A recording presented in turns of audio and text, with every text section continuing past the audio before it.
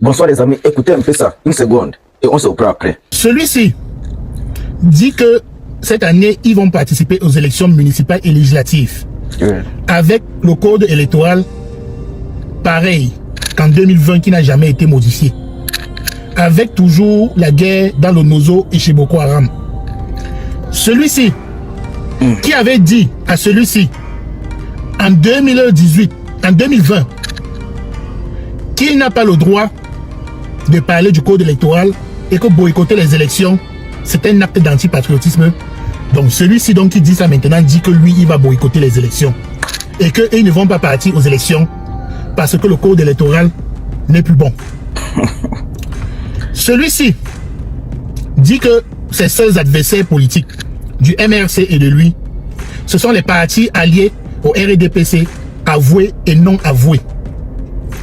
Celui-ci dit que si un parti politique de l'opposition actuelle participe à l'élection municipale et législative, ça veut dire qu'il est un traître de l'opposition et il est un parti allié non avoué du RDPC.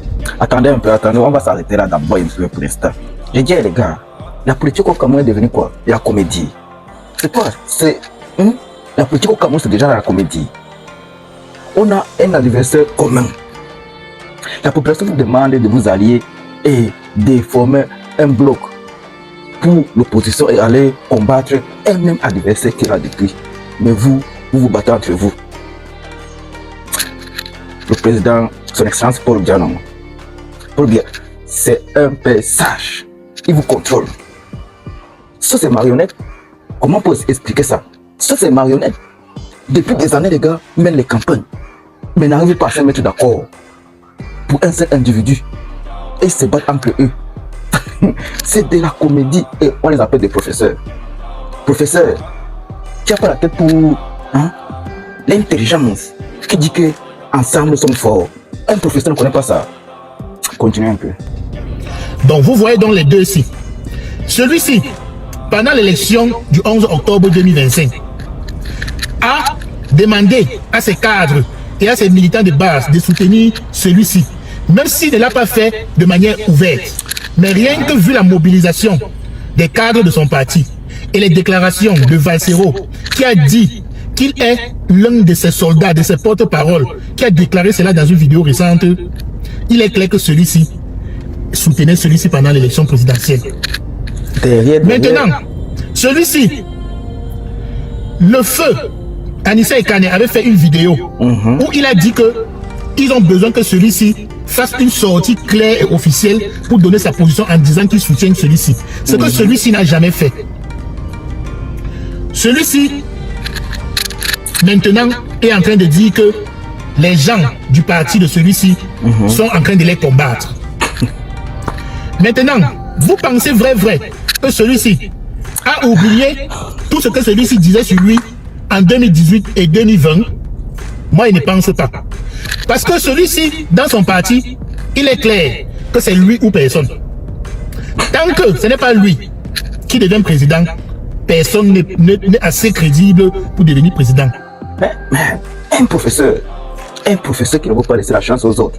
Et ces militaires-là, les gars, parmi vous, il y a personne qui peut remplacer le papy là. Parce que c'est un papy qui veut remplacer, qui dit qu'il veut remplacer notre papy.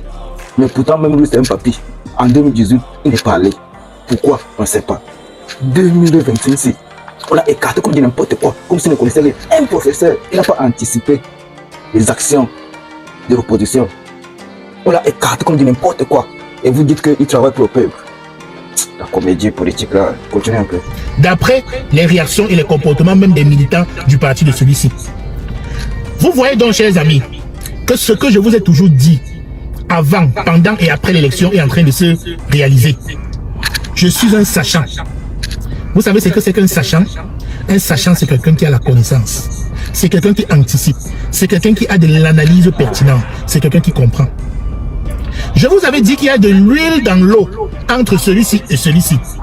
Vous n'avez pas cru. Il y a de cela 24 heures. Une grande ancienne soutienne de celui-ci, membre de la BAS, les voyous qui attaquent, qui basculent, qui cassent les ambassades là, a déposé sa démission en disant qu'elle démissionne de la BAS. Parce qu'elle juge que celui-ci, pour qui elle meurt maintenant, est attaqué par les partisans de celui-ci. Il y a donc déjà une guerre qui se passe entre eux. Finalement, on doit donner raison une fois pour toutes sans plus aucun débat au président Paul Biya. Parce que dans une sortie, il y a de cela très longtemps, le président Paul Biya avait dit les opposants là qui n'arrivent même pas déjà à s'entendre entre eux, comment ils comptent me vaincre. Et voilà ça qui est en train de se réaliser. C'est un visionnaire. On vous l'a toujours dit. Eux, les deux ici, sont en train de dire comme argument principal que le président Paul Biya est trop vieux. Qu'il est trop vieux. Attends un peu. Ils disent que son excellence Paul Biya est vieux. Attends, ils ont quel âge? Les prochaines élections, c'est en 2032. Prenez l'âge que les gars ont. Ajoutez l'âge de 2032. Les gars auront quel âge en 2032? Et ils se représentent encore. Dans les partis, quoi. Ils n'ont pas de jeunes. Ou bien il n'y a pas de jeunes qui veulent se représenter, qui veulent prendre les places pour se présenter. En 2032, les partis auront quel âge? Non. Quand même, il faut s'asseoir, les gars, les militaires, les gars qui sont en fond. Les militaires de ces partis, il faut quand même vous asseoir aussi avec votre intelligence. Vous asseoir et puis réfléchir un peu. Les gars, il y a la population derrière vous qui vous suit. Ne les menez pas en bateau. Les gars en 2032 auront quel âge? Ils n'ont pas de jeunes dans les partis qui peuvent représenter le parti et se présenter à la candidature 2032 pour eux. Les gars, on ne peut quand même suivre encore des moutons. Ça fait beaucoup d'années. Voilà un autre qui est en exil. Mais il veut boycotter les élections municipales. Il a déjà laissé le boycott des élections présidentielles. Il a abandonné avec tous les enfants qui sont passés dans la rue, tous les enfants qui sont emprisonnés à cause de lui. Il a laissé ça. Maintenant, il s'attaque déjà à une autre partie.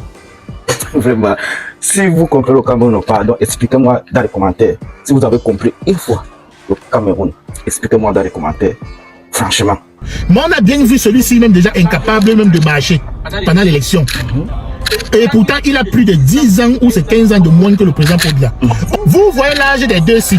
Vous pensez que quelle est la grosse différence entre l'âge du président Paul Biya?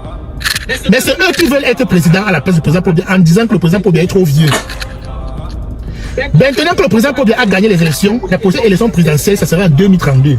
Celui-ci aura quel âge? Je vous laisse donner son âge en commentaire en 2032. Celui-ci aura quel âge en 2032? Je vous laisse donner son âge. Et en 2032, vous verrez que dans leurs partis respectifs, ils ne vont toujours pas choisir de remplaçants par rapport à eux. Pourquoi? Personne dans leur parti politique respectif ne sera assez intelligent, assez sage, assez charismatique pour prendre la tête. Et pourtant, ils sont appelés professeurs. Professeurs de quoi? Professeurs de qui? Non, quand on est professeur, ça veut dire qu'on a étudié. Il y a un certain niveau d'études où nous sommes arrivés et on peut anticiper certaines choses. Et on peut voir en avance ce que d'autres ne peuvent pas voir. Qui te fait appeler professeur? Mais tu es dans la logique là. Et nous, militants, tu veux qu'on te suive. Nous qui réfléchissons un peu. Attends, je comprends pas où est la logique. Les militants de ce professeur là, pardon, venez expliquer. Où est la logique dans sa démarche? Où est la logique? Continuez. Ce sera toujours eux là qui voudront être candidats. Ils auront quel âge? S'il vous plaît, donnez les réponses en commentaire. Pour conclure cette vidéo, mon commentaire final c'est ceci. On vous l'a toujours dit. Dans l'esprit de ceux-ci, il n'est pas question de changement. Le changement, ce n'est qu'un habillage. Mais il est question de remplacement. Parce que eux, ils jugent que ils doivent aussi prendre la place du roi. C'est comme ça. Un professeur. Donc, soyez sages, les amis. Je vous ai dit, vivez. Les gars, merci beaucoup. Mais je ne sais pas ce que vous en pensez de cette situation au Cameroun, dans notre continent, où la politique est déjà une comédie. Je ne comprends pas la logique des deux-ci. Je ne comprends pas la logique de ces professeurs. Je ne sais pas. S'il y a une personne ici pour m'expliquer, pardon. Il y a une personne ici. Laissez le papier là diriger jusqu'à ce qu'il soit fatigué, pardon. Parce que vous là, vous ne vous entendez pas d'abord. On vous dit qu'on a un ennemi commun. C'est-à-dire, il y a un pays qui attaque notre pays. Je vais vous expliquer terre à terre. Hein? Il y a un pays qui attaque deux pays. Genre, un pays est en train de faire des problèmes à deux pays. Maintenant, au lieu que les deux pays là qui sont attaqués se mettent ensemble pour partir battre le pays qui est en train de les attaquer, les deux pays là se bagarrent d'abord entre eux. Mais ça arrange le pays qui est en train de vous attaquer. Je ne comprends pas où est la logique. Les deux pays là, mettez-vous en encore, allez combattre le même ennemi qui est en train de vous attaquer. Mais non, vous ne voyez pas ça. Un professeur ne voit pas ça.